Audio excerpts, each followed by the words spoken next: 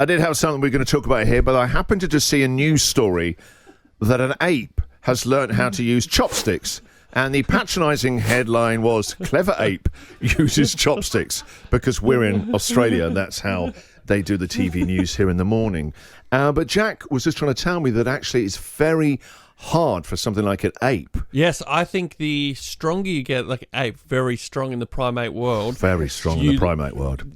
As you get more strong, you lose dexterity. But what about a heavyweight boxer? Yes, I think... Incredibly dexterous to fight each other using only their hands. No, that's... Deflection, I parrying, would say punching, that's jabbing, agility, hooking. but you wouldn't have a heavyweight boxer doing surgery, say, because that is very... How do you know that there aren't surgeons right now getting prepped who are, say, 16 stone and could easily double up as a heavyweight? Because I think the more muscly you get, the less dexterous you do get. An ape can't hold an egg for that reason.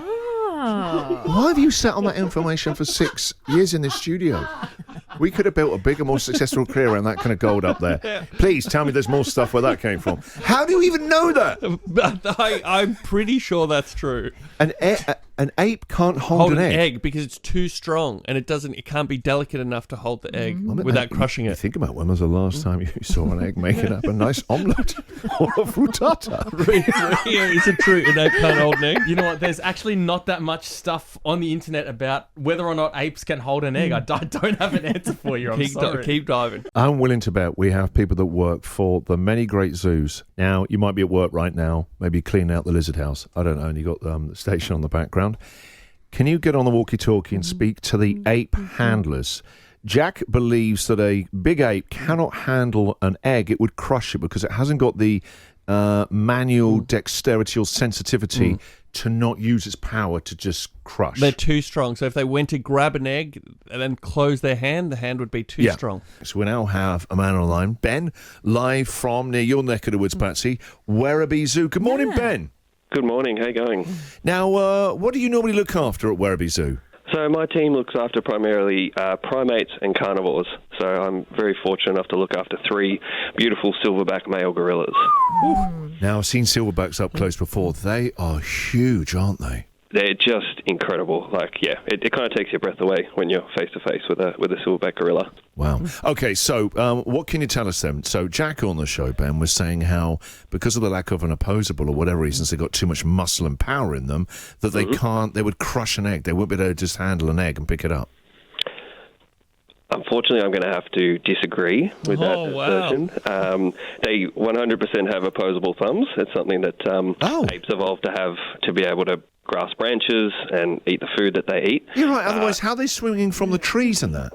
Yeah, exactly. So I didn't say about the opposable thumbs. I did say that they were too strong, that they couldn't pick up a delicate egg. Yes, so they can. 100% they can. They're incredibly strong. And Ben, have you seen this with your own eyes? Have you seen it? Okay, so we haven't given them a raw egg. Okay, so I'm assuming that they can. But if you give them a hard-boiled egg, that's a different thing. Yes. You're less likely to squish a hard-boiled. What are they like with Eggs Benedict? Definitely. But the closest thing I can relate to that is probably grapes, right? So they absolutely love grapes. They're like a little round sugar They're so packet. delicate. That's a good point. Yep. Yeah. We give them grapes and they'll literally roll them around in their fingers. They'll investigate them. They'll take little bites from them, or they'll just stuff for like 20 in their mouth at a time, depending which gorilla it is. But, when we change it from a green grape to a big red one, let's say, they get a little bit suspicious and they're like, have you put some medication in that? So they'll literally investigate it. They'll roll it around. They'll take a little nibble out of it, make sure it doesn't explode with medication or whatever. And then they go, okay, this is safe, and they'll eat it. Fool me once, We can't trust Ben. Oh, it's Ben again with his magic grapes. Only the green ones, Ben.